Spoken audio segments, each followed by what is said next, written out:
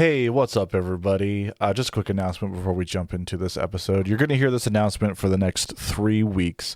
I apologize for not getting an episode out in a while. I know that I said Starship Troopers, but my buddy and I have been kind of struggling to schedule time in together to get it done. Just we're both very busy right now and just haven't been able to lock in.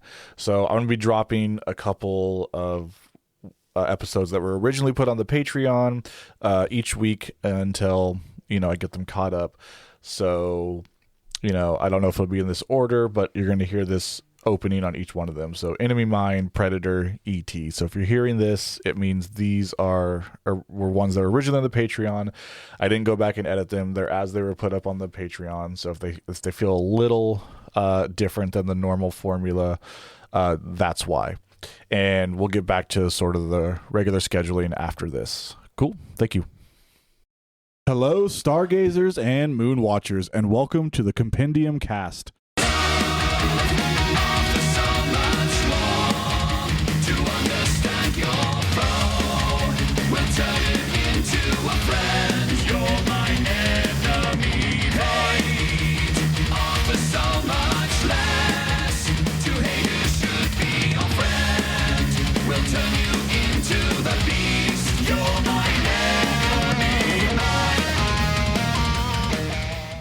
I am your host, Jason Ashcraft. Today we are joined by my longtime friend, Chad Bill Anderson.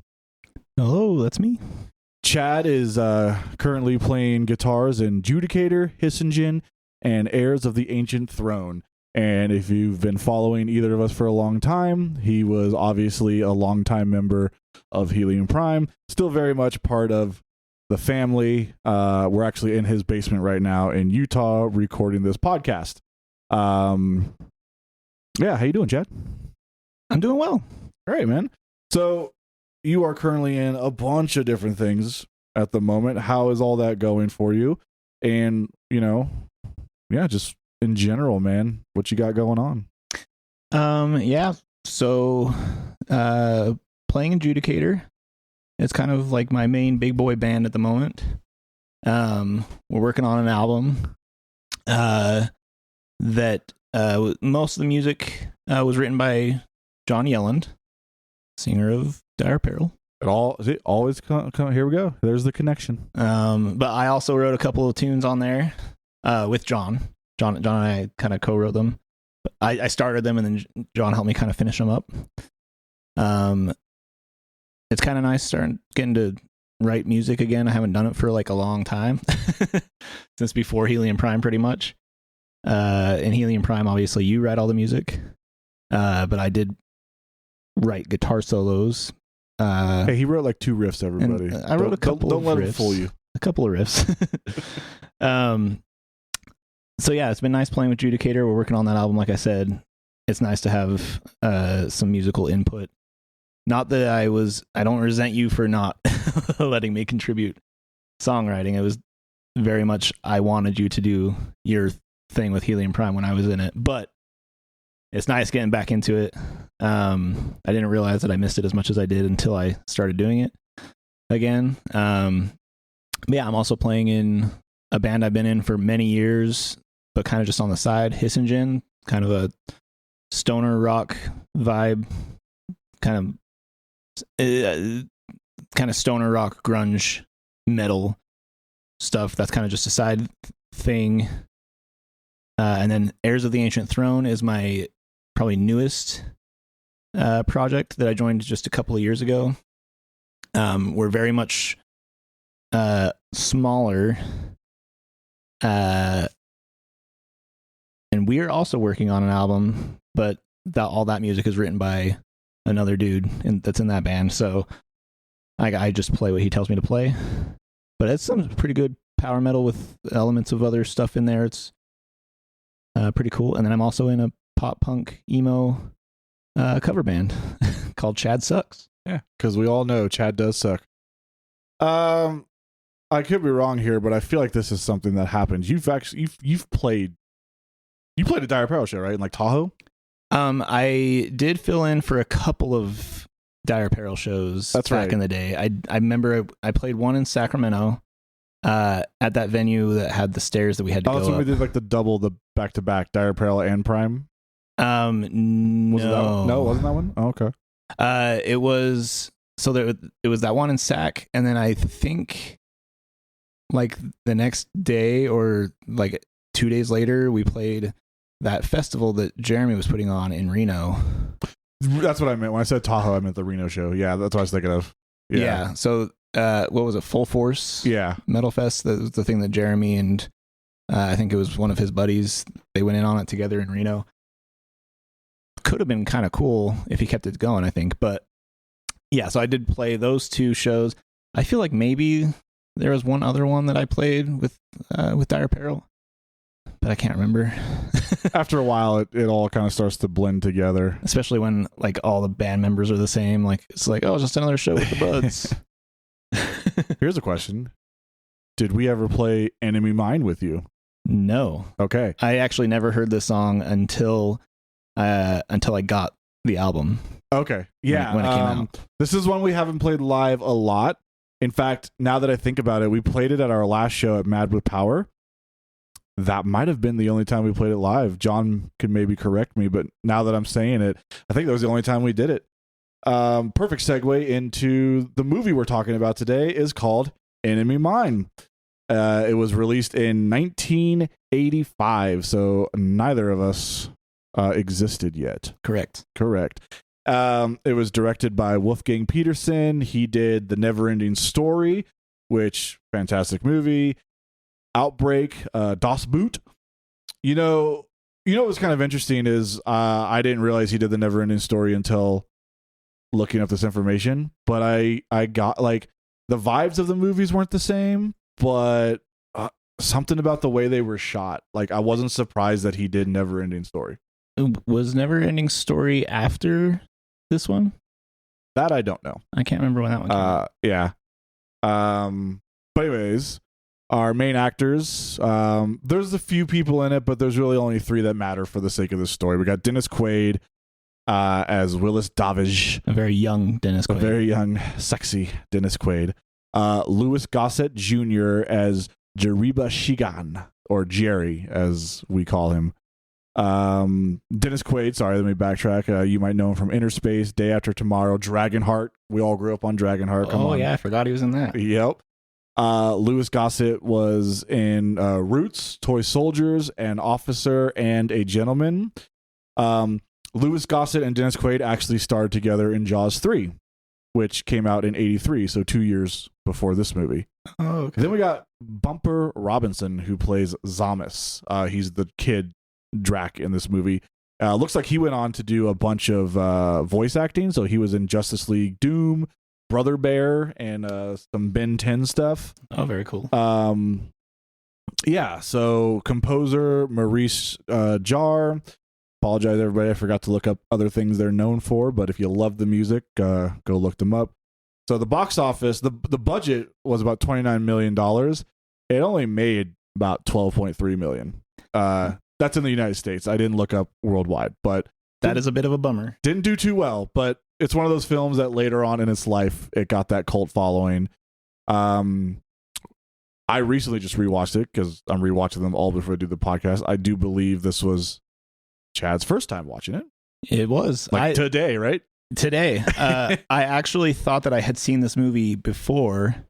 But it turns out I think I've just seen the movie poster, like the cover of the DVD case. I've seen that picture a bunch, and I think I just Mandela affected myself into thinking that I had seen it. So yeah, I watched it this morning while I was supposed to be working because I knew we were going to be doing this, and realized about 10 minutes in, I'm like, I don't remember any of it. So I have very fond memories of watching this movie younger at my aunt's house with my sister. It was like a favorite of ours to watch.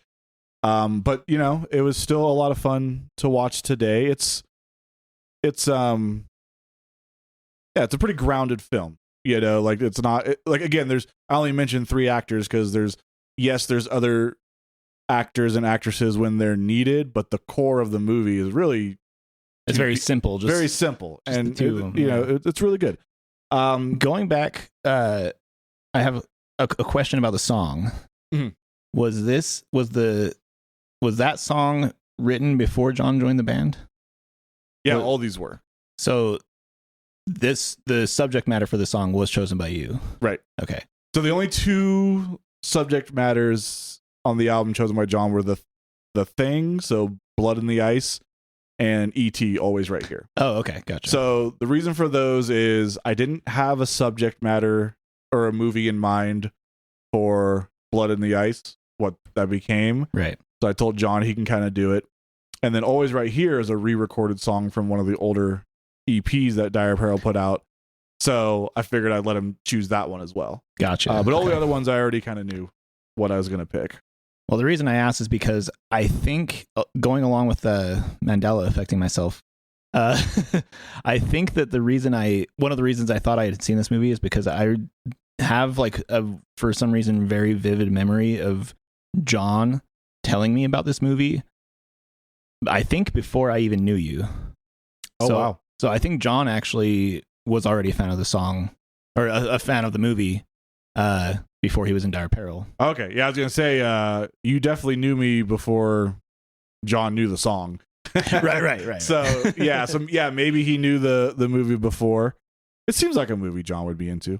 And one other thing that I just want to mention before we get too far into it is you mentioned the director and actors and all that, but I wanted to give a shout out to the alien creation on this movie, which was done by Chris Wallace. I'm looking at my computer right now. I specifically paused at the end of the movie on his name so I wouldn't forget. But the first thing that stood out to me when I was watching this morning is how cool and detailed the Dracs are. It's just, which is cool because it's all practical suits and there's it's not a CG alien. This movie's still kind of around the time before that really CGI really took off and became they were 5-10 years out from really being able to just do that. So it's funny about that. I have a note near the end of the movie that I'm just going to save because I think it's funny. We kind of had a similar thought, but I didn't have mine till we'll just see when we get there. But and so anyway, this Chris Wallace guy, bravo. And also I was looking up some of his other stuff. He designed the Gremlins from the movie Gremlins. That totally makes sense. And he also did some kind of consulting work or something for Raiders of the Lost Ark when they have is it Raiders of the Lost Ark where they have the melting faces? Yeah, it's one of those Indiana Jones. One of the Indiana Jones movies, whatever one that is. I think I think it's that one. I think it's Raiders. Don't get mad at us, Indiana Jones fans. It's been a little while since I've watched those movies, but that's one of the coolest special effects in all of Indiana Jones is the melting wax faces. Mm-hmm. And so I just wanted to give Chris Wallace a shout out because I really like the designs of the aliens, of the Dracs. Yeah, they were great. Well, Chris Wallace, if you want to do a music video with us, hey, we're down. Wonder if he's alive still. Yeah, let's talk budget. Let's do a quick synopsis, and then we're going to get into this movie. So if you haven't seen it, go watch it and then report back to us. But so it's obviously, it's in the future on a distant planet at the height of the war between the Dracon and Terran empires. Two military pilots crash in the heat of battle. One is Terran and one is Drac. Each is a repulsive alien to the other. Each is a professional warrior filled with hatred for his blood enemy. Now marooned on a hostile world, they have no choice. They can complete their mission in a mutual pact of violence and death, or they can do the most painful thing any human or Drac has ever done. Reach out and begin the new age of understanding that is struggling to be born. Wow. Didn't write it. Stole that shit straight from IMDb. Yep. So before we kind of break down the movie and talk about some things, I want to get Chad's first impression since you literally saw it today. So since you've had little sprinkles in your mind from just knowing the song and things in the past, but what was your first thought of it? Did you enjoy it? Did you hate it? What were you thinking? Well, it is roughly about what I expected going into it. Being that it's a movie from 1985, I try to think about other movies from that era. Like that was what, like 2 years after Empire Strikes Back came out. It was only 8 years after A New Hope, if we're talking about just Star Wars as a landmark. But well, first of all, I really enjoyed it. As far as the filmmaking aspect, like the special effects and cinematography of the whole thing, I think it was really well made. When you were talking about the budget earlier and how much it made back in the box office, that surprised me a little bit, because I feel like that around that time that there was probably a lot of, and I don't know because we weren't there, but there was probably a lot of hype around like sci-fi subject matter and stuff. So it seemed like it would have been a shoe-in for being a really successful movie. Well, and to be fair, like I said, I did forget to see what the worldwide was. Yeah, so maybe, but still, yeah, it's right there. Like Empire Strikes Back just came out a couple years before. People are probably hungry for a cool new sci-fi action movie. And I think that at least watching it now, 40 years later? Yeah, almost 40 years later. Ooh. It seems to me like it would have been a hit. But yeah, and I think Dennis Quaid was kind of a household name at that point too. Definitely at the beginning of his career, or like not beginning, but like early stages of his career. So you would think that it would, but maybe not, because we're at that age where like we knew Dennis Quaid was Dennis Quaid. Yeah. Again, we all grew up on Dragonheart, so yeah, we all knew Dennis Quaid. So maybe he wasn't. I don't know. Yeah, but so anyways, yeah, go ahead and continue. So you liked it? Yeah, I really liked it. It kind of plays on some tropes that we've all seen before, like enemies coming together and then having to work together, and then they learn. Yeah, this movie doesn't hide what it's trying to get across. Like it's right, But like the subject matter is good. I mean, that's why it's been done so much. Yep. I don't think that's a bad thing. Mm-mm. And so it pulls at your heartstrings a little bit and makes you feel something. Nothing wrong with that.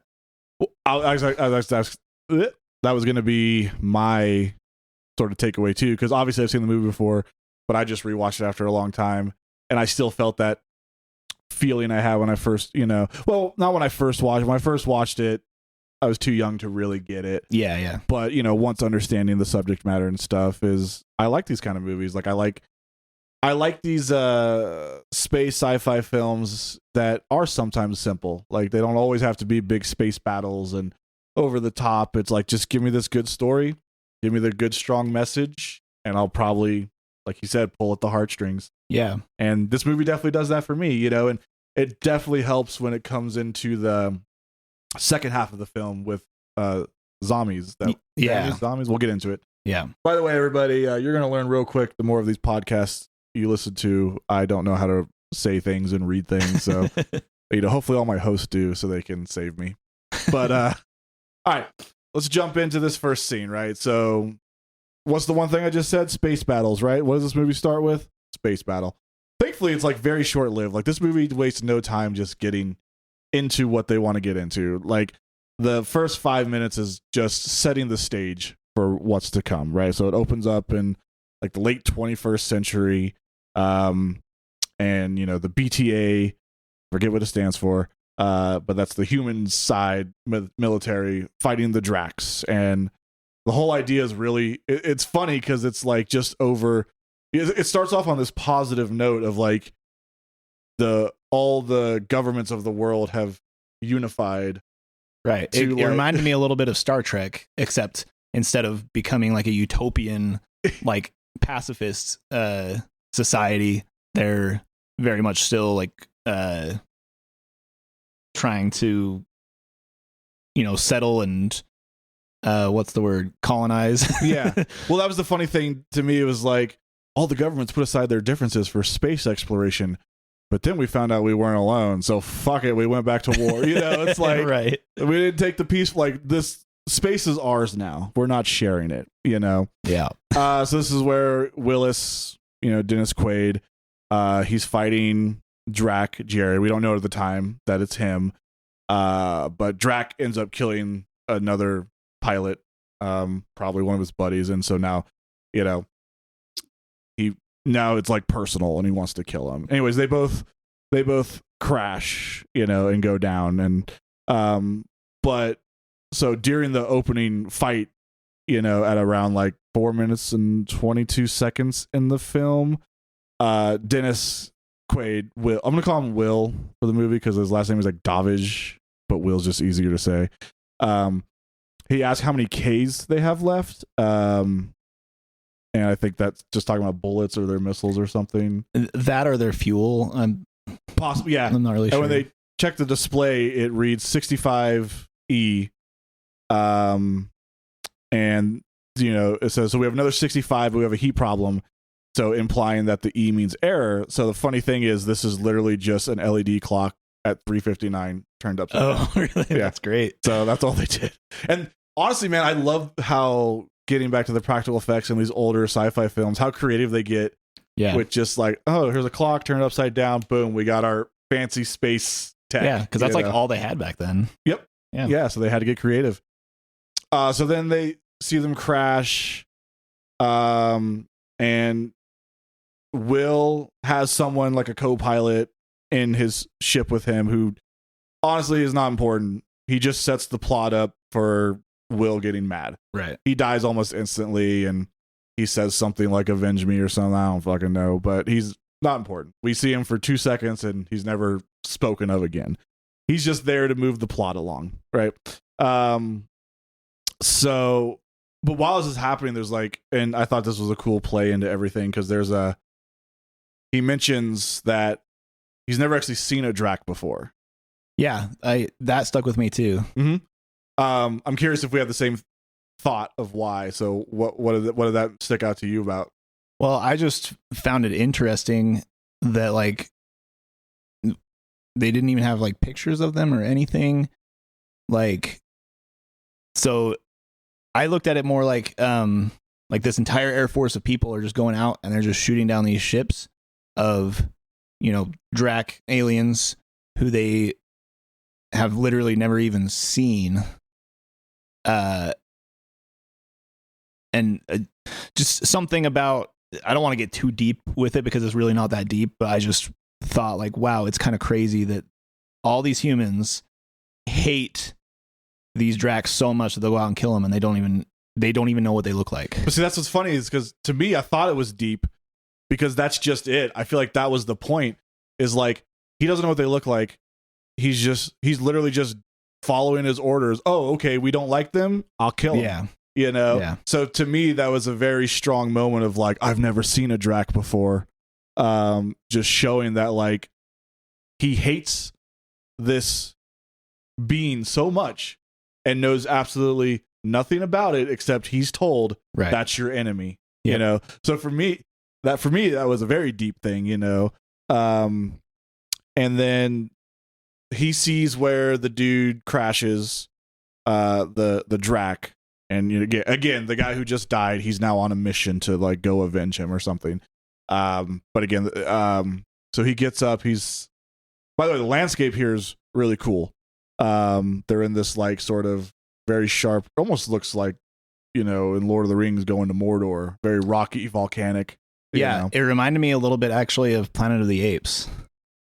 Like the original Planet of the Apes, when they first land at the beginning of the movie and they're kind of just walking and it's all barren. Yep. Yeah. A little more dangerous. Like, again, there's like some like lava and stuff. Yeah. There's some extra stuff for sure. Yep. But that's what it reminded me of. Oh, yeah.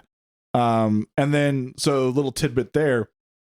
The original director, Richard Longcrane, started shooting the film in Iceland to capture barren alien landscapes. However, he was replaced by our new director, Wolfgang. And so the outside scenes, all the volcanic lava landscapes and green lakes, were shot in Lanzarote, one of the Canary Islands off the coast of Morocco. Huh.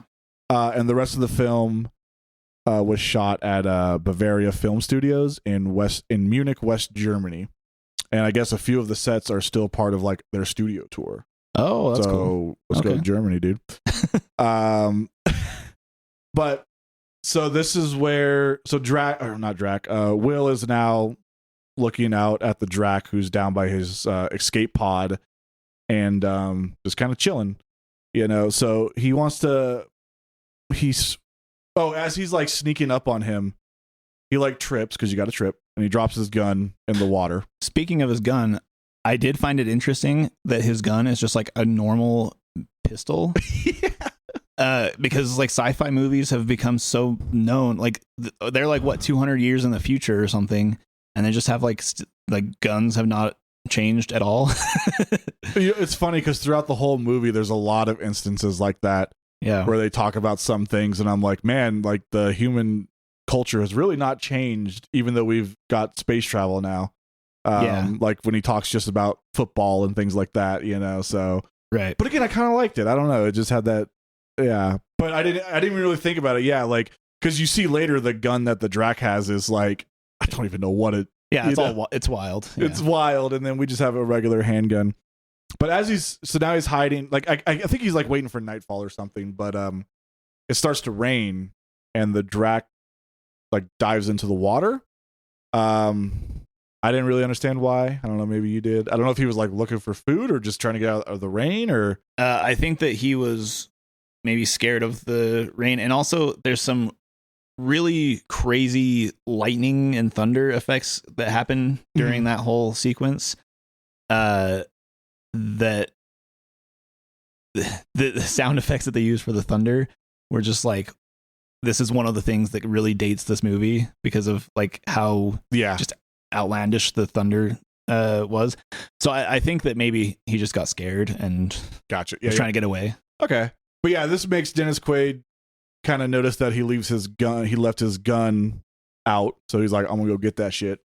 And then all of a sudden he's pouring this red liquid into the water. I'm like, I don't know where the fuck he got that, but all right. And then like it's obviously flammable because he shoots a flare. And I love this, and this is something you're gonna get a lot, and it already happened once. The Drac just pops its head up. And it just cracks me up every time, the way they shoot it, the way the camera angle is. And Dennis Quaid tries to get the gun, but the pod is like booby trapped with like electricity. Right, yeah. So now Dennis Quaid is captured, and it's very interesting to me too, because like he doesn't kill him right away, but maybe this shows, that again the Drac is not a savage, because Will was gonna just outright kill him. Yeah, and this dude kind of spared him, right? Yep. And a meteor shower starts, and they go hide in this cave. I should say before that, Drac is eating these green ball things that don't look very appetizing. But it's funny because they were actually made out of like green jello. Oh, okay. So that sounds good. Yeah. But they did a really good job making it look like I don't want to eat that. Yeah, it wasn't quite the consistency you think of. Like when you're looking at them eating it, it looks a little off. Yeah. And so they go hide in the cave, and Will is able to break free from his rope, his alien rope. Right. Alien's got rope, and he starts to eat the green balls, and he's very disgusted by them, but he's hungry, right? And he gets captured again, and this is where he starts to. It's worth noting that when he first breaks free from the ropes, the first thing he does is he grabs the knife that the Drac had, which was actually his own knife. It was Will's knife that the Drac had taken from him when he captured him. But Will breaks free from the rope and grabs the knife, and for a moment he sits there with the knife and thinks about using it on the Drac. That's right. Yep. Before he goes out to get food out of the pod. Yeah. So, and that's a nice touch too, because again, it's showing that neither of them are just cold-blooded killers. Yes. And to me, and that's always an interesting contrast too, when you look at now you're in this situation, but then when you're taking your orders, I'll gun down as many of them in the ship as I need. Yeah. But maybe again, it's showing that like now that you're face to face with one, it's a lot harder to like pull that trigger. Especially when your life was just spared by your supposed enemy. Exactly. So they start to yell at each other, and he's trying to communicate with him that they're out in the open, they're not safe, they need to go more into the woods, I guess. I don't know. Find shelter, basically. And the Drac tries to tell it its name. And this part, like, all their kind of banter back and forth is pretty funny in this movie. Yeah. Will calls him Toadface a lot until like he gets his actual name. All right, so they're now going more inward into this planet, or to get out of this sort of rocky, barren terrain. And Drac has his wild ass gun, and so he's making Will carry everything. And so Will attempts to build them this shelter, and out of like rock and stick. And it's during this time, some time has gone by, right? Yeah. So they're attempting to learn each other's language for the sake of communicating. And he mentions that there's a lot of like voiceover in this movie. Yeah, kind of narration voiceover. Yeah. From Will, Dennis Quaid character. Yeah, so he mentions that he learned a little bit, and that even that Drac learned a little bit of English, and he calls the shelter shit, and which I laughed. I think I laughed out loud when he's like, and he learned some English, and then it pans over to him, and then he just says shit while he's looking at the the shelter that Will just built. Yep. And he tells him that it'll fall over, and then Will tries to show him that it's sturdy, and he kicks it and it falls over. Yeah. And then he does like the most adorable like alien laugh and like walks away.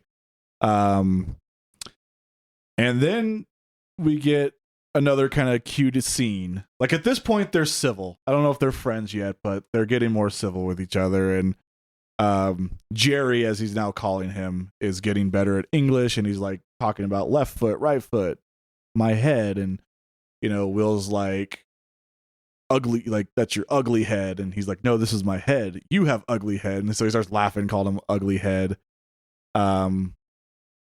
And so Will is again talking about the shelter, and he's like, if at first you don't succeed, you must try again. And that's when Jerry asked him if what's his god's name? Shamar? Shivmar? I have it written down somewhere. Yeah, Shamar. Yeah, Shamar. I'm right. So, and he's like, no, I learned it from Mickey Mouse. And he's like, oh, is Mickey Mouse a great Earth leader? Yeah, or Earth teacher or something? Yeah, Earth teacher. And so it turns into a long runner funny thing about Mickey Mouse. I did really like that scene where he asks, did you learn that from great Drac teacher Shamar? And like immediately when he asked that, I was like, oh, so they have like the same kind of like principles and values, and it's transcending their backgrounds or whatever. They all learn the same thing, even though Will learned it from Mickey Mouse. Right. And that's actually something that is brought up later in the movie, so we'll get to that if we remember to circle back. But that's a big running theme of the movie, is like our cultures aren't as different as they think they are. Yeah. And so speaking of the Drac language, it's actually kind of cool little fact is it was developed by Gossett himself.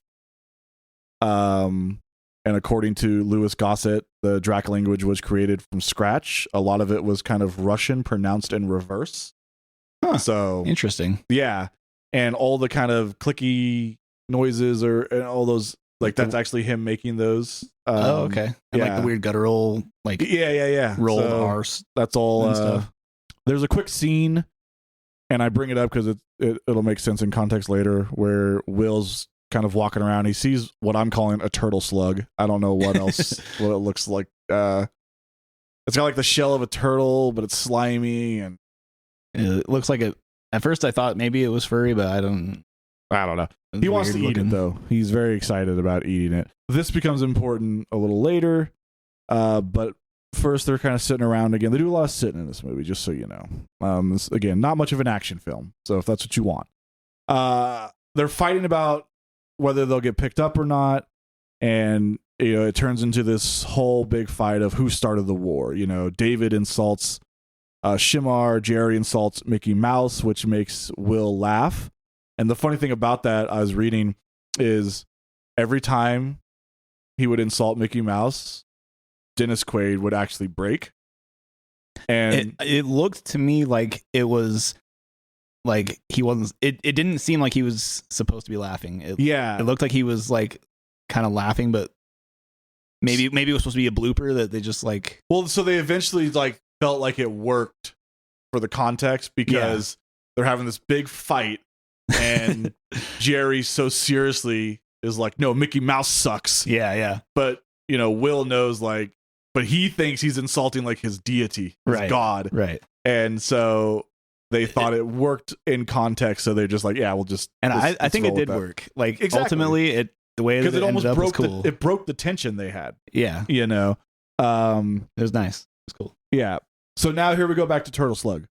David's trying to catch one because he wants to eat it. He's like wants some like meat, and he falls into what I'm calling the tiny sarlacc.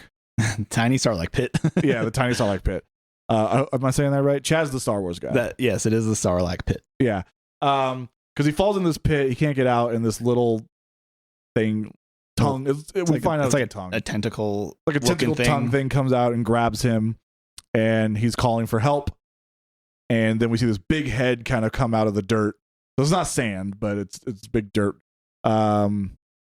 Jerry ends up saving him, and later, Will's kind of like, "Why did you save me?" Again, because like they're still just things are weird, and he kind of tells him like, maybe I want another face around, even if it's as ugly as yours. Again, they're still like throwing some little some fun insults at each other. But this is also where I felt the friendship kind of growing, because now they're like throwing funny jabs at each other.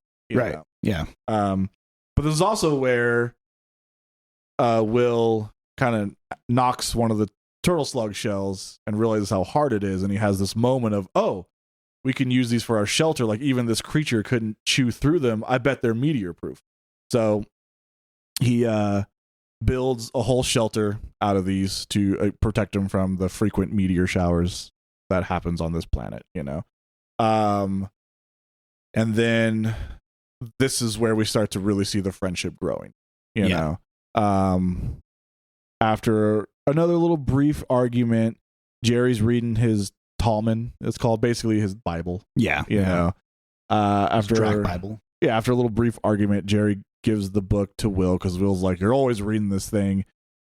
But then, Will kind of has this moment where he's like, "Well, teach it to me," And at first he's hesitant because he's like, "You're not worthy. You insulted Shimar." And again, another funny thing, he's like, "Well, you insulted Mickey Mouse,"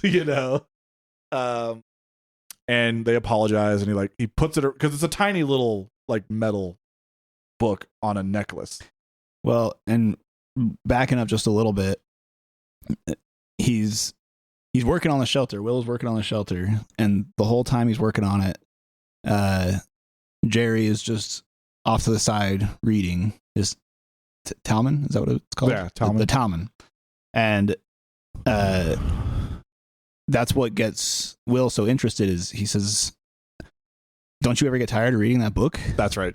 Yeah. And Jerry says, "No." And so then Will's like, "Okay, well, what is it?" And it's the teachings of their teacher, Shalmar. Shalmar? Yeah. And Shalma. So yeah, it's the teachings of their great teacher, their like holy person, whoever. And this is where you see, before they settle it, I thought it was interesting when Jerry is saying, "You're not worthy to read this," and Will says, "Oh, so humans can't know your precious teachings?" Jerry says, "No, not humans. you, and it's like specifically meant to hurt him before they figure out that they were just putting on a front, and they didn't really mean the mean things they were saying before. Right. And yeah, I kind of briefly touched on that where he was saying because you insulted. Yeah. That's why. So Chad gave you the longer version of it. But. Yeah. But I thought that was a good moment though, so I just wanted to expand on it. Yeah. Then we get a little quick montage of time moving on and him learning the language and the Talman. And then we get a really cool shot of them on a cliff together. Really cool skyline. Yeah. And this is where we get the part I was talking about where you were saying a lot of the cultures are the same. Because Will's reading from it and he's like, I already know this stuff from the Talman on my planet or my world. From the human Talman or the human Talman, yeah. Yeah. And he's like, and then Jerry says a cool thing, was like, well, of course, because truth is truth. Mm-hmm. And he's like that you must, I didn't write down what he said. He said something really cool about, maybe you remember, Chad. He says the difference is that Shalamar's teachings must be sung. Well, I have that, but he said something before that. But basically gets to this cool part where he's like, the truth must be sung. Mm-hmm. And he gets in this really kind of cool guttural like chant, like kind of thinks of like those low monk kind of things. Like weird, like throat singing type throat stuff singing. almost. There we go. Yeah. It's really cool. And then boom, meteor shower. So they run back to the shelter and Jerry's kind of lagging behind and this stresses out Will. So it turns into a fight, which escalates to now they're once again fighting over who started the war. And now they're actually trying to kill each other. And that scene was so chaotic. It is so because chaotic. There's like the explosions and the meteors coming down and exploding everywhere. And it's so loud. And they're in their shelter just rolling around, like choking each other and just yelling at each other. Yeah, he's like trying to kick him out of the shelter.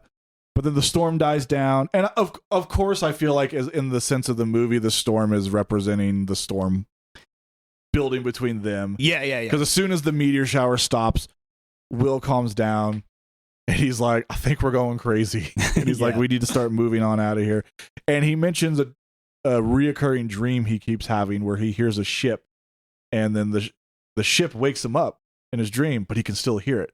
So he's got this feeling that someone like, I need to go look to see what else is out there. Yeah, like I'd rather take any chance over no chance. Yeah. And so he goes. But Jerry refuses to go with him. He won't explain why. He's just like, I'm staying here. Nope. And so he says, all right, if I find help, I'll come back for you. And then Jerry's like, well, what if you don't? He's like, yeah, then we both die. Yep. That's that. As he's moving along, there's a quick little he's walking here, he's walking there. He comes across a Pepsi can and he's fucking stoked.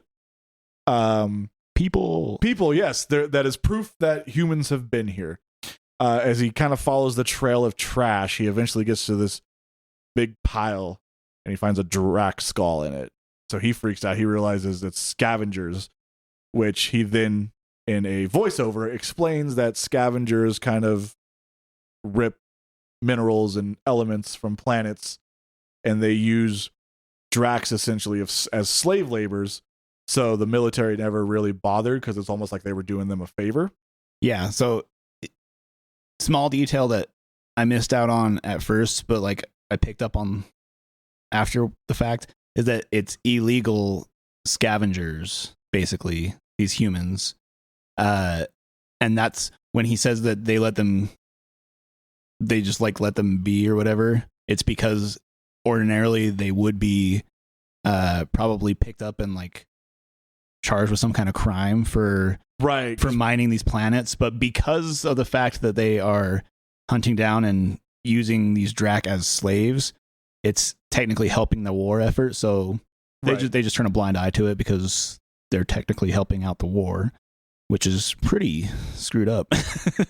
Yeah, I mean, because under normal circumstances they would be punished for the all these mining operations that are unsanctioned. Yeah, and you think about it, it'd kind of be like if we like cruised on over to Canada and we're just like, hey, we're gonna start digging up some of your land and taking it back to America.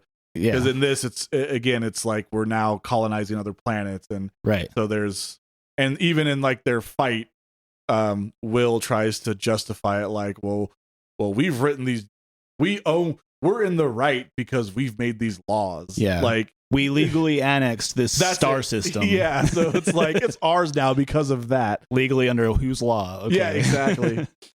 But he returns to Jerry, and it's now like winter time on this planet by the time he gets back. So he's been gone for a while. Yeah. Which, another like small little side note, I really like the way that they used Will's like facial hair and his hair on his head to like show the passage of time, because every time a significant amount of time has passed, then he has like more of a beard, his hair has grown out a bit, and like it changes like, I don't know, 5 times throughout the movie. Yep. Just for the sake of the time passing. I thought that was a nice touch. Yeah, I agree. It's one of those simple visual ways to show something without having to just say it, you know? And one of the easiest ways, like, yeah, we'll start him with short hair, and by the end of the movie, he's got super long hair. Yeah. The Castaway effect. yeah, exactly. So he returns to Jerry, and Jerry says he's happy to see him, and then he's got a nice little surprise for him. He's pregnant. Yeah, I gotta be honest, I did not see that coming. Yeah. It's funny because Will starts laughing, and he's like, how? He's like, don't look at me, buddy. Like, I loved that. Yeah, I didn't do it. I wonder if that was scripted or if that was like a off the cuff like improv line that he, like, don't look at me. Yeah, who knows? It was funny because Jerry then explains, like, on Earth, getting pregnant's a choice, but to Drax, it just happens when it's time. Yeah, it's like puberty. Yeah, just everybody does it. Everybody gets exactly. One. So they're a single gender species, and like they just get pregnant. So it wasn't really up to him. But he explains that's why he didn't go, because he's like, it's no longer just about my life anymore. You know. Yeah. So Jerry asks if he found anything, and this is where he decides to just not tell him about the scavengers. Yeah, which, going back to right before the scene starts, there's the voiceover narration happening, and he says, this is before he finds out that Jerry's pregnant. He says, I don't know what I'm going to tell Jerry. Yep. Because he's talking about what these scavengers are and how bad they are and how they enslave Drac. Because his hope was they would find someone that could rescue him, and then he could somehow get Jerry home safe too. But he's like, that ain't going to be these guys. Yeah. So he's at the point now where he no longer hates all Drac. Obviously, he cares about Jerry. And yeah, he's not going to go with these humans that are scavengers because he knows that it'll endanger Jerry. Yep. So yeah, and so he lies to him. Yeah, he just tells him he didn't find anything, and then we get a little more passage of time. And we see Jerry doing some cute little knitting on some baby clothes out of scraps, and he tells him that the baby's name is Zamis. And so now they're sleeping, and the tiny Sarlacc returns, and its little tentacle tongue comes in their shelter.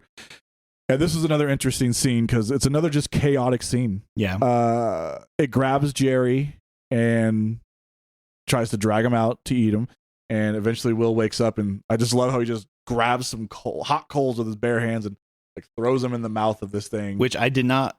So you don't really necessarily realize that he's grabbing those hot coals with his bare hands until later.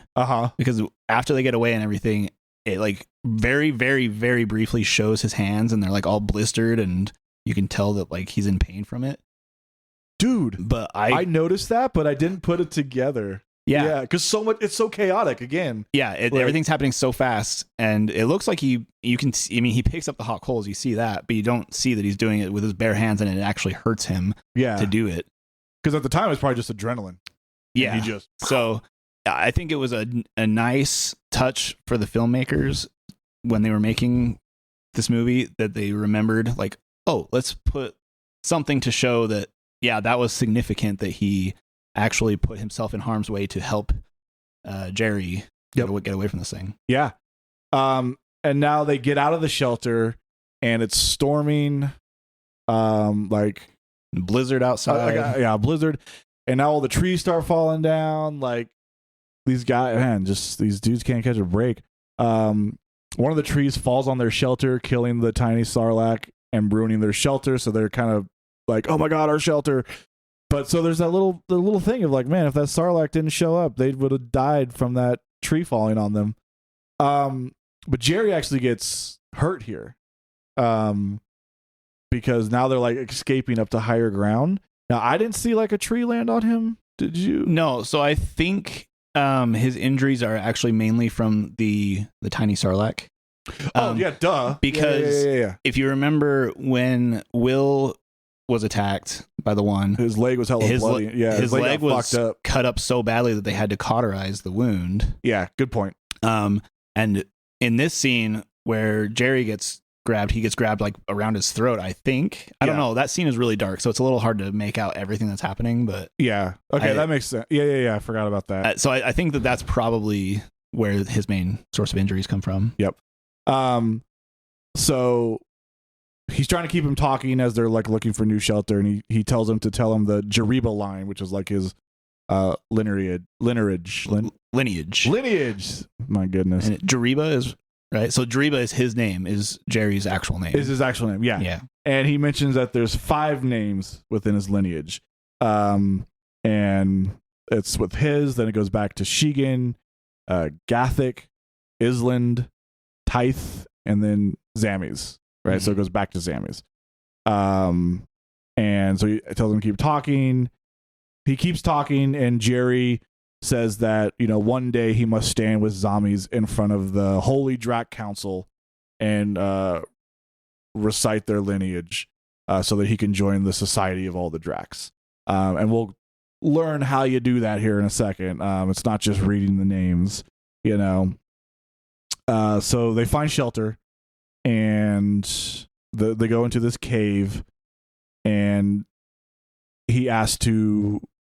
Or Jerry says, I will teach you my lineage. Yeah. And he tells him that this is a great honor.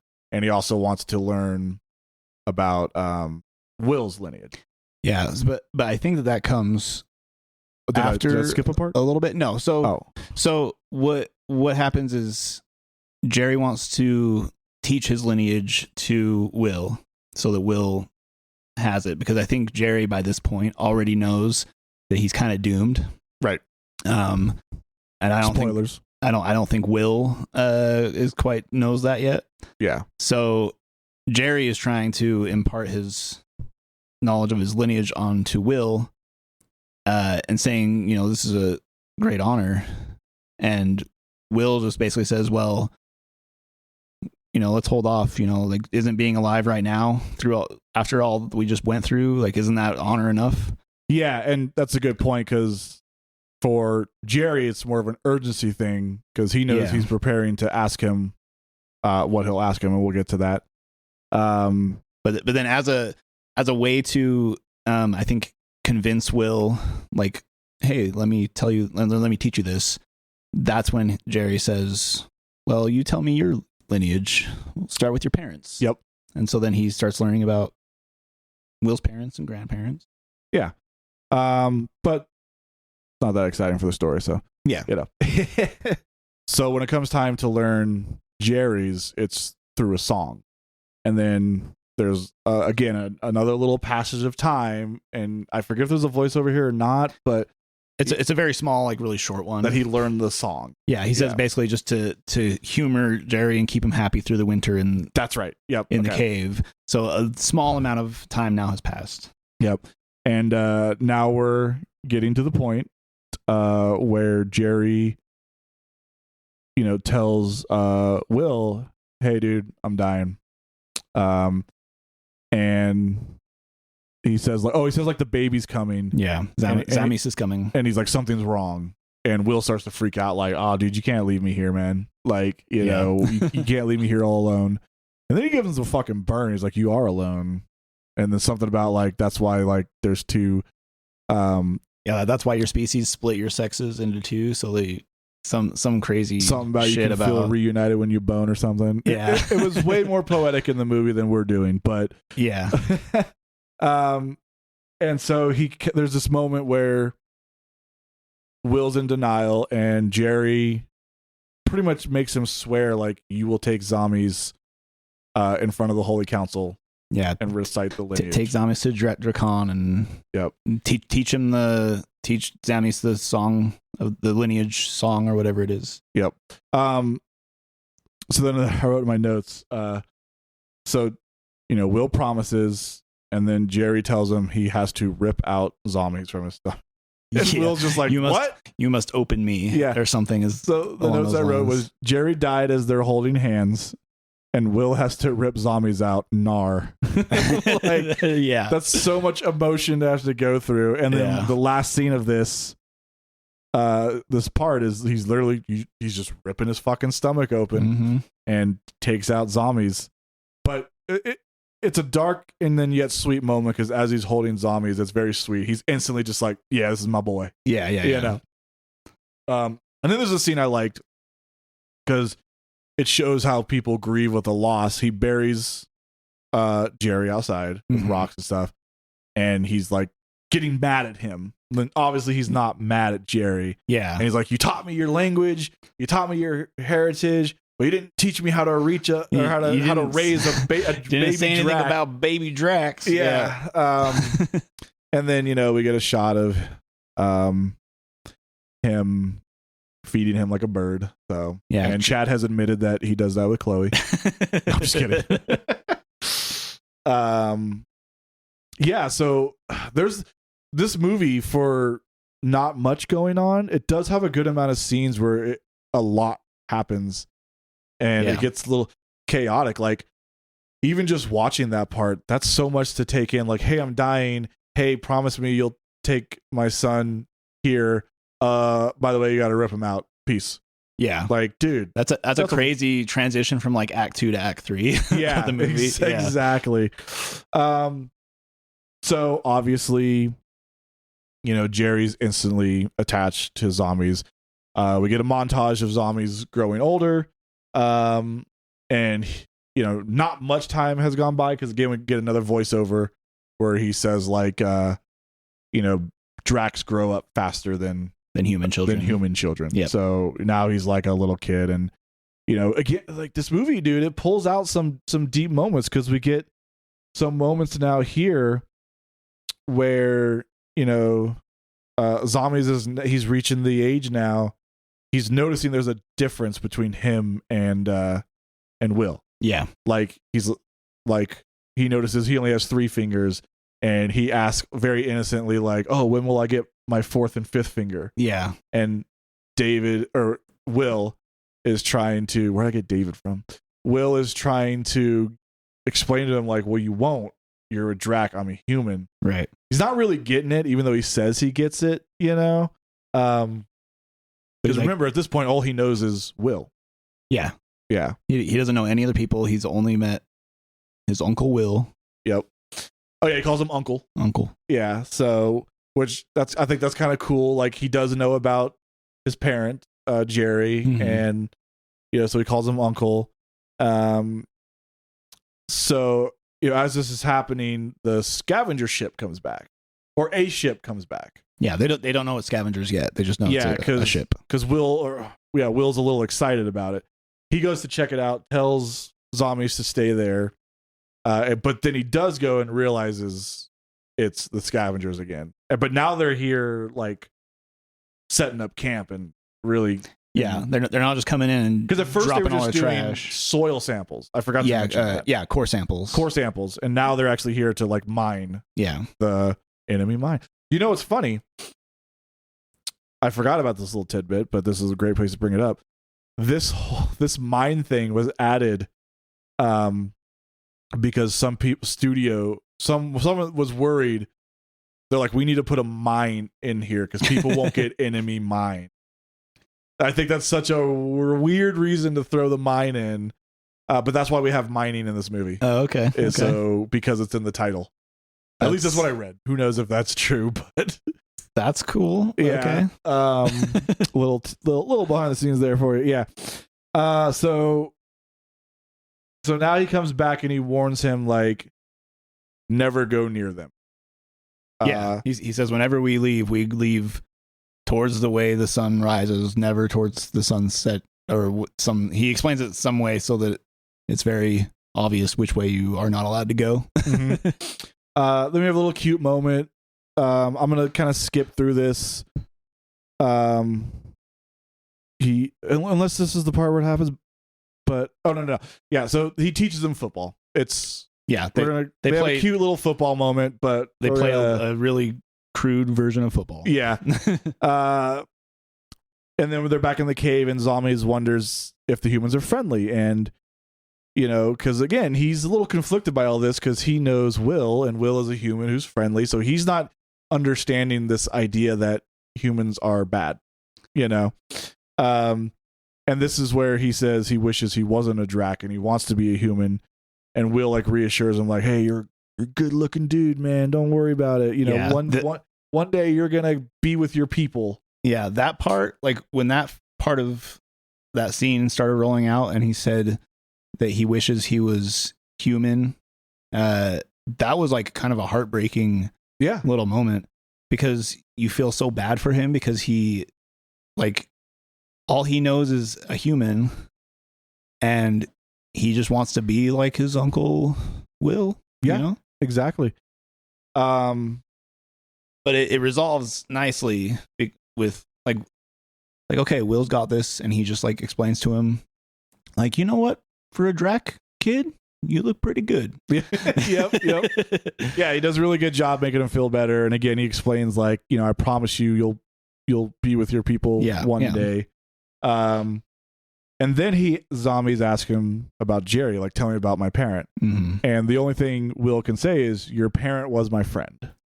Yeah. And unfortunately, this has sort of this, good intention effect on Zombies, but we get to the next shot and he can't find Zombies and realizes, oh shit, he went to go see the humans. Yeah. He immediately knows, like, well, he's not here. What other place would he go? Yeah. He wants to go see the humans. And so, Zombies gets up there, he sees a bunch of Dracs being whipped and beat, and so he instantly is like, oh shit, so he was right.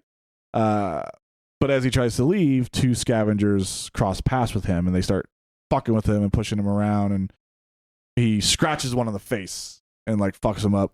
And so the other one's about to shoot him, and you just get this gnarly fucking, like, because Will shows up and just shoots him right through the neck with an arrow. Yeah. Yeah, and he goes to shoot the other one with the arrow, but little bro Zombies runs in front of the shot, so he can't take the shot. So he ends up getting shot in the chest with like a pistol. And again, funny thing, these scavengers do just have old ass looking shotguns and hand pistols. Yep. Yeah, they just look like normal guns. So I didn't really think about it until you said it, but yeah, you're right. Maybe it's a good thing, because if they had like a laser gun, then he might not have, spoiler, survived the gunshot. Yeah. But at this point, we don't know that Will is. We just, it seems like he's gone. They kind of play with us, because we now get a shot where he's taken back to the BTA, like space station, space base. Is that a thing? This part happens really fast, so I'm gonna brush through it so we can get to the next part, because it's literally, in the movie, it feels so quick. It's almost like they just needed a way to separate the two. Yeah. So basically, he gets shot, and then he gets picked up by some BTA surveillance team. They think he's dead, though. They think he's dead. They bring him back to the space station, and then they just like process him. Like they're about to launch him into space, like, as like a salute. A burial at sea type thing. Yeah. But they can't, there's no tag on him, so they like they open up his body bag to see if they can find anything, and he wakes up freaking out, and they take him to like a medical base, and he's like speaking gibberish in Drac language, and like, he speaks Drac. And there's this whole thing where his like buddy pilots find him, and they're like, we think he was working for the other side. The reason I'm rushing through this is because this goes nowhere. Yeah. It's almost pointless in the movie. Yeah, but because all of a sudden he's now feeling better, and one of his friends is like, dude, you gotta stop. You can't go back. He's like, I'm going back. And he's like, fine. If he wants to be an asshole, let him go. And then he basically goes and steals a plane and he steals a plane. They won't let him out. blasts his way out of the Again, I feel like this was just a way, like, separate them, let Dennis Quaid get a nice shave. And we're back to business. It's like a little blip in the story. So it doesn't take away from it, but it doesn't really serve the story. It doesn't take away from it, but like I said, this goes nowhere where they're like, we think he was working with the enemy. Oh, where's this going to go? Absolutely nowhere. So David confronts the miners. He sneaks down to try to get zombies back, and he goes around to the captured Drax, and he's like speaking their language and asking for zombies. And he goes to show them the talisman around his neck that he still has. Right. And they're kind of like, the fuck is happening right now? Yeah, why is this human like talking to us like this? What? Yeah, but then a guy comes up and kind of ruins the fun. Dude, then he gets rid of him in a nasty way. He like throws him to him. I loved that. He throws him down to this meat grinder. Or it's like a rock grinder, but yeah, it's like it looked like a big, huge, giant drill bit or something is what it looked like. Yeah. But yeah, it's like something to separate ore from dirt or something. Yep. And he just like throws the dude down in it, and you see it's obviously like a fake. It's like a dummy. It's like a dummy, but it still looks pretty gnarly. I thought that was very well done. Yeah, I loved it. No, I'm saying gnarly and not in this, by the way. I apologize, guys. But then one of them is like, "Oh, your uncle." Like they finally recognize, like, and conveniently he's the one Drac that speaks English. Yeah. So Zombies has been talking to him, and so he tells him that he's on the ship. And now this motherfucker, looking like Inspector Gadget, is sneaking on. Tell me he doesn't. Like, that was my thought. Yeah. Like the way he's dressed. Yeah. He's sneaking onto the ship, and he finds zombies in like a cage, and he goes to break them out, but then Scarface and some friends show. I'm calling him Scarface. It's the dude that Zombies hurts earlier. Right. He pops in, confrontation ensues, and he doesn't recognize him at first because, again, he's all clean shaven and stuff. Yep. Then he catches on. He's like, "You're the dude who killed my brother." Yeah, so the guy who got shot with the arrow in the earlier confrontation, we find out was Scarface dude's brother. So he's mad. Scarface is mad. He wants revenge for his brother. And random, we see some BTA ships come cruising down. They'll not be important at all. I guess kind of, I don't know. And this is where I had my little sidebar that I was like, I'll get to. Because as we're watching this, oh, sorry, I got ahead of myself. So they're fighting, and the dude finally realizes, like, all right, this guy clearly has an attachment to this young Drac. Yeah. So he's like gonna use that, and he's like, I'm gonna have you. I forget exactly what he does, but he's like gonna throw him into like a fire pit or something. Yeah, he's gonna put him into like the cart that goes through the furnace or whatever to melt down the ore. Yeah. From the mine. Right. So, and a scuffle ensues, but this part's pretty cool too, because like all the Drac prisoners are like watching this. Yeah. And they kind of start to rise up, like they're leaving their post and they're all kind of getting together, and they end up, it looks like Zombies and Will are done for, and the dude's about to like shoot him. Yeah. And suddenly you hear a gunshot. It's that good old movie gotcha moment where you think it was him, but really he's the one who got shot, and it was from a Drac. Yeah. And then one of the BTA humans stops the mechanism they're on that's going to crush them. Right. So that's the part that the BTA played. Good job. Yeah, I also thought that they were going to be like a much bigger deal with how they showed them coming in with the ships and everything. Yeah, they showed like 2 specific scenes of them coming down. Yeah, but and you're thinking, oh, they're going to have like the whole army come down on these guys for this illegal mining operation. But no, they're just going to come in and help them out really quick, stop the machines. But I think I know why. So here's my sidebar: is I put, how cool does all the Drac makeup in this movie look? So yeah. This was the moment where I mean, obviously Jerry looked really cool, but this is because like the thing is it wasn't just like a copy paste mask. Every single one. Yeah, they were all unique. They were all unique, and it was awesome. Yeah. And so Chris Wallace, everybody. Good job. So yeah, this was we salute you. As we were watching this, I wrote a little sidebar. These Dracs look awesome. Yeah.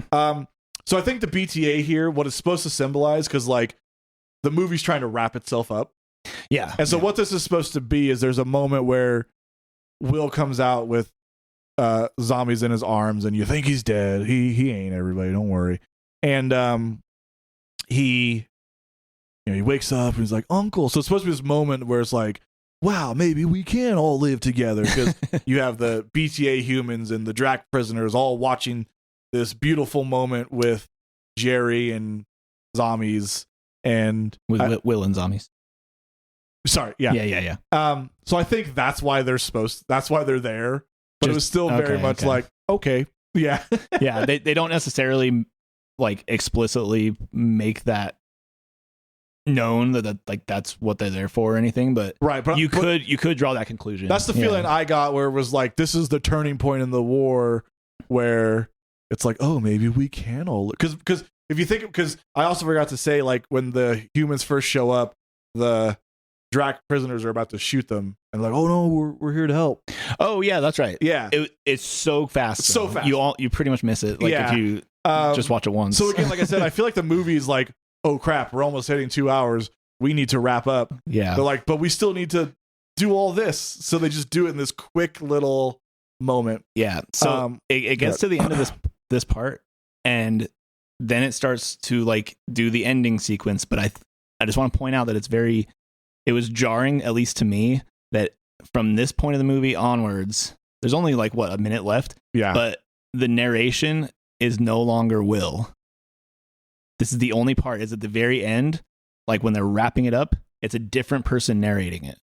You're right. It's a different voice. I didn't even catch it. So I'll let you. Yeah. So it's the same kind of voiceover, it's just a different person. and maybe I can see why they did it. Because what happens, yeah, like Chad said, literally they just end. They're like, we got to end this thing, because the next scene, literally, it's just a very beautiful shot. Yeah. Of like the Drac home world, and there's all the Dracs are around, and it's explaining how Will took zombies and recited the lineage. Yeah. And you see this really beautiful shot, and yeah, it's just this voiceover. You see this quick shot, and that's the end of the movie. But maybe because it switched to that, because it's supposed to be the turning point where it's like they've all come together in harmony. I don't. Yeah, which, like, fair enough. I don't know what the reasoning actually was, but I thought that it was kind of weird because the movie also starts, like, the narration through the entire movie is Will, and he's talking about his experience, and then at the very end it says, it switches to this other guy, and he says, and so Will took zombies back to Dracon, and like, okay, maybe they just weren't thinking about it, or maybe they forgot to get Dennis Quaid to do that voiceover. Couldn't get him he back, was, huh? Yeah. He was on another project already or something. I don't know. And it's fine. It's not a huge deal. I thought like it a was huge deal to silly. you, Chad. I'm just saying. It was just kind of silly. Is this why you give this movie a 2-star? That's right. Yeah. No. But I do think that it wrapped up well. I think it was a good ending. Yes, but that is the end of the movie. Literally, that it happens that fast. Like it is funny to me. Like, from the moment he's back on the PTA ship to now, they're like, "Damn, we need to wrap up this movie." So yeah. He is hardly on that ship before he's back on the planet, and the scene of him getting zombies back happens pretty quick, or not pretty quick, but that's a little good development. But as soon as he's got him, it's just like, all right, and now they're on the Dracon homeworld and peace out world. But that's the end, and it is a great movie though. So I do, it is worth the watch. Like I said, for mostly just 3 actors, the whole movie, they do a great job.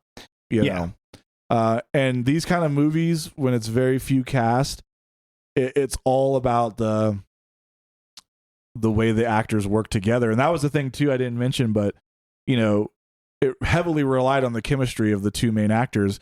And so, from what I've heard, is Dennis Quaid and sorry, I'm forgetting his name. Lewis. I forget his last name. Louis too. Gossett. Gossett. They would do like everything on set together, rehearsing lines together, like trying to build a legit kind of bond to bring that over into the movie. And but I worked, man. Like, this movie is great because there's this tension of the enemies, and it shows through when they get frustrated and upset. They don't have anyone to blame, and they're just upset about their situation, but they just turn on each other because they need to blame, we need to blame somebody. Right. But then you have these great moments of them truly caring for each other. Or my favorite part is the banter, because, you're good friends with somebody if you banter with each other. Right. Yeah. And teasing each other. And like I said, one of my favorite parts is when the shelter falls over and Jerry does that little laugh and walks off. And it's just really great, so. But in closing, for me, like, I love this movie. It was nice to so Chad actually watched it twice today because I needed to kind of finish basically the whole thing. Like, yeah. But do you have any closing things on the movie, my man?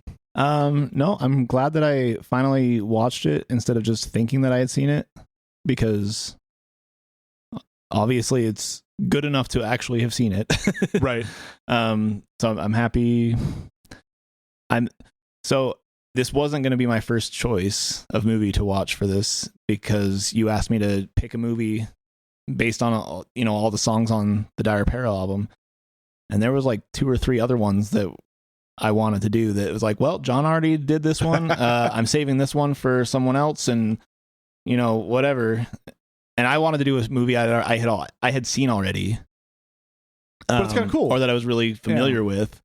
And this was like, of the ones that were available to pick from, this one seemed the coolest, and I'm glad that I picked it. But for your first time seeing it, you remember details I didn't, having seen it a bunch of times. So yeah, good job. Thank you. We're gonna get into what I call gonna have me some fun. So a few little things here at the end. We got our science fact versus science fiction segment. We're going to get into a book to film comparison, because this movie is inspired by a book of the same name.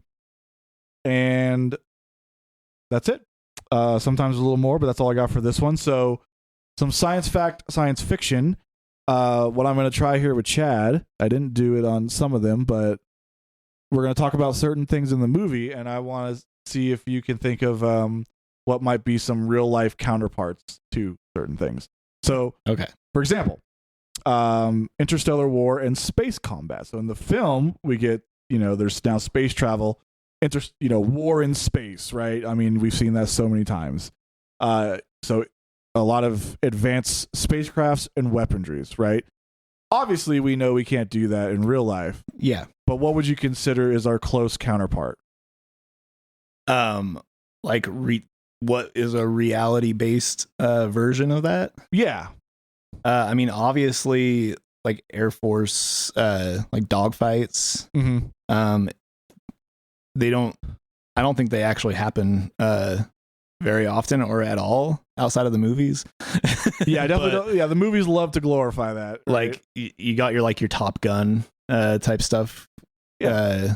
So, I mean, absolutely, yeah. And then, of course, obviously, another close real life analogy is the constant space technology development by like NASA, SpaceX.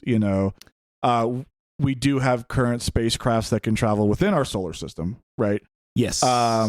Voyager 1 and 2 has demonstrated that we can actually explore beyond Earth, right? We've sent things to Mars. This is a much larger scale. So it's safe to say the idea of space wars is very... we also have the ability to launch things into space and bring them back. Yep. And, I'm pretty sure people are looking into like weaponizing satellites, right? Yeah. So, just a matter of time, my dude. We'll get there. Don't worry. We'll have our space wars. Okay. Surviving on a hostile alien planet, right? So Will and Jerry, they crash land on Fryan 4, which I've never told anyone the name of it as we were doing it. So it's, harsh environments, dangerous wildlife, extreme weather conditions. This is a pretty simple one, right? I mean, Earth itself has. Survivor Man or whatever, Bear Grylls. Yeah, exactly. He does the exact same thing on Earth. Yep. And another thing, if we wanted to get more into the science realm of what could become science fiction, like what are things people are seriously trying to work on now? And that's things like colonizing Mars. Yeah. So that would be a very dangerous terrain because, one, in the movie, they have the luxury of air. Yeah. So if we ever get to the point where we actually put a human on Mars, we will not have that. Right? There's also something that I didn't realize until, like, it took me way longer to know this than I probably should have, but there's not enough atmosphere on Mars to protect you from the radiation from the sun. So that's something else to consider. Yep. There's just the radiation alone would kill you before. So and I don't know how accurate to real life it is, but the movie The Martian with Matt Damon, mm-hmm. Great movie. That is a great movie. Yep. But I feel like the way that they did it in that movie was pretty close to how it would be in real life if you try to do it on Mars, for instance. Absolutely. And then, of course, ways that they're sort of preparing for that on Earth is extreme environments, deserts, the Arctic, deep sea, which is sort of a lot of things you see within this movie is things like that, right? Alien reproduction, Chad. Oh. You ever wanted to reproduce with an alien? Clap them alien cheeks.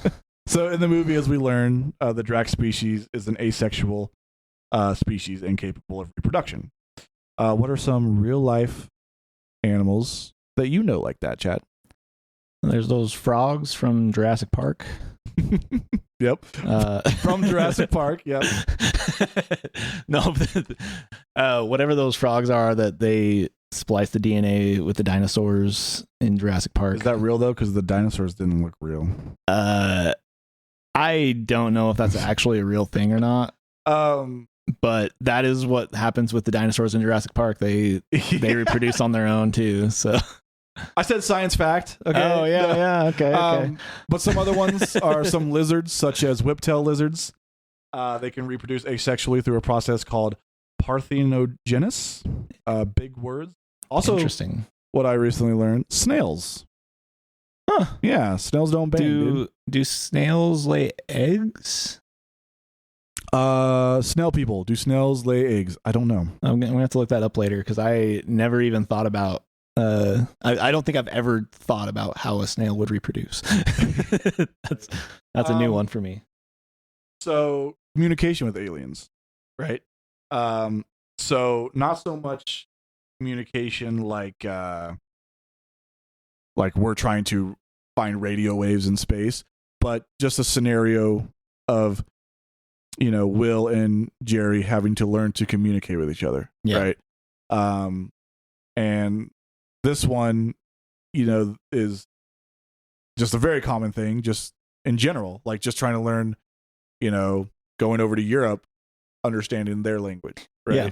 So this one, there's not much deep diving to do on that, but it's really fun to think about though in a more extreme situation, like using the Rosetta Stones, which helped to decode like Egyptian hieroglyphics. There's studies of animal communications, people trying to communicate with dolphins and primates, right? Sign language with apes, things like that. It's really fascinating kind of real world examples of, because maybe now saying that is, like learning to speak another human language is quite different than trying to learn to communicate with, say, dolphins. And that might be more in line with trying to, if we ever came across extraterrestrial, trying to communicate with them, Yeah. Which, again, I know it's supposed to be going science fact versus science fiction, but what was the movie called? Arrival? Yeah. That's a good example. With the aliens, and then they start to figure out the language with drawings and stuff, and different shapes and things. But that would be a way to do it. Yeah. But I don't know why, but that movie sticks with me because that's the first time I ever had thought about the fact that if we did ever meet some kind of extraterrestrial life, that it might not be possible for us to even communicate with them. Right. Yeah. Which is wild. Not to go too far off on this one, but the movie Annihilation. Yeah. When you finally see whatever the alien is, it's just sort of this blob that's falling inwards and outwards on itself. And how do you talk to that? Yeah, exactly. So yeah, who knows? There is one more thing in this segment. I'm calling alternate realities. So it'll be different for each one, but for this one, my question to you, Chad, is if you had to get stranded on an alien planet, what would your ideal terrain be? That is actually a good question.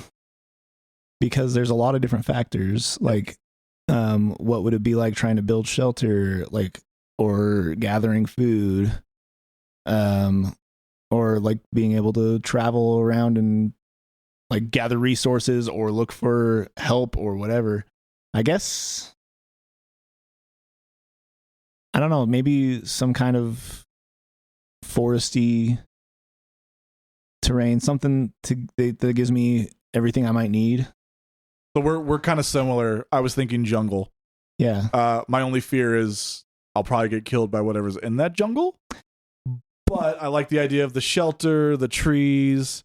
I wouldn't want to be out in the open in the direct sunlight all the time. But if it's like a forest or a jungle, then you know there's going to be water. Right. And exactly. There's probably going to be some kind of food. I was going to say hopefully some kind of fruits somewhere. Yeah. You know, even if there are animals, you can hopefully, you know, Chad will have to go back to eating meat. But we're talking about survival here, Chad. Well, hey, I think back to watching Lost, and like, did you ever watch that? I actually have not seen Lost. It's really good. Just don't watch the ending. But okay, the premise is that they're stranded on this island, and the only thing that they have to eat for that first few episodes, you only see them eating like it's like mangoes or something. And like I could just survive on some mangoes. I actually love me a good mango. Mangoes and bananas on the beach. Crash Bandicoot, dude, he did it. Yeah, there you go. Yeah. Cool. Yeah. So jungle would kind of be mine, kind of for a lot of the reasons you said. Yeah. You know. I would definitely want some kind of water. I almost would say the beach because I like the beach, but then I'm surrounded by water I can't drink. But it's an alien planet, so we don't know. Maybe their oceans are drinkable. Very true. Who knows, man? It's my world. Okay, I say the ocean's drinkable, and it tastes like Kool-Aid. There you go. So yeah. Okay, book to film comparison, real quick here. So I just put down a few, but in the book, because books with movies and books, they're a different medium. So movies are more visual. Books, you can really get into detail. Yeah. You know, and so one of the things about the book that makes me interested to actually want to kind of go to read it is they get way more detailed into the Talmud. So you can, you know, because in the book there's just some readings of it and stuff, but in the movie, I mean, but in the book in the movie it was just a quick montage of them learning each other's language, but in the book apparently you really get to get into it with them. So it's almost like you're there learning with them. Yeah. The different languages. I don't think like they wrote a whole language and stuff like you know, like the Elven language and stuff, but still right. But you get to actually get more insight into the teachings of the Drac and stuff. Another thing, talking about, you know, plot points in the movie. So as I said, like I'm gonna brush through this BTA him getting rescued thing. Yeah. Because it's so quick. In the novel, that part is actually way longer and way more into him getting rehabilitated after being found. Right. Okay. So in the movie, they probably are just like, all right, we got to wrap it up, but we got to show this part. So it's like quick in and out. But in the book, there's actually much more involved in it. You know. Another thing is, so in the movie, so I think this does confirm what I was saying. The whole thing with the scavengers in the mine, that's not in the book at all. Oh, okay. Yeah. Okay. So I'm pretty sure they're like, we need a mine. Like an enemy mine. So in the book then, and you don't have to answer this. This could just be Like if I really want to know, I can just try and read the book at some point. But what is the how do the humans and the Drac come together on this planet if it's not a mining operation? Like, what is... So I actually don't know. Oh, okay. Because in full honesty, I also haven't read the book. Yeah. I just kind of looked up like what are some major differences. Right. So I too would be curious. Okay. The differences there. And then another big thing is the book ends with Will returning. Oh, maybe this might answer it. To the human space. My notes say, yeah, human space. Here we go. Okay, yeah. So I did answer this. Everybody, read my own notes. The book ends with Will returning, back to the BTA and stuff, and successfully advocating for zombies' acceptance, ultimately becoming a liaison between humans and Dracs. And the story concludes with a hopeful note about the future of interspecies relations. So okay. So it kind of ends the same way as the book. Like it ends on the same note, but not necessarily the same details. We never actually get to see them go to Dracon. Okay. And yeah, so that's kind of the big difference. But before we kind of get on out of here for good, I just want to say thanks again to Chad one more time for coming on. I kind of had a little fun with this one. I know you said you wanted to do a movie you'd seen more of, but it's cool getting like your first thoughts of seeing a movie for the first time. And so thank you again for being here, man. I know we talked a lot about your stuff in the beginning, but if you got any last minute big plugs that's coming up, let us know. Well, yeah, like I said, Judicator, we're recording a new album right now. We are, I don't know when this podcast is coming out, but we are playing at Mile High Power Festival in Denver, Colorado. Pretty positive it'll be out before that. Well, all right. But go ahead and give the date. Towards the end of August. I think it's August 23rd. I might have that date, 25th. August 20-something. Mile High Power Fest. And we are also playing Epic Fest in Denmark in April. I think that's April 4th and 5th. It'll for sure be out correctly. So if you're around Denmark, I can't remember the name of the town, so you'll have to forgive me, but it's not far from Copenhagen.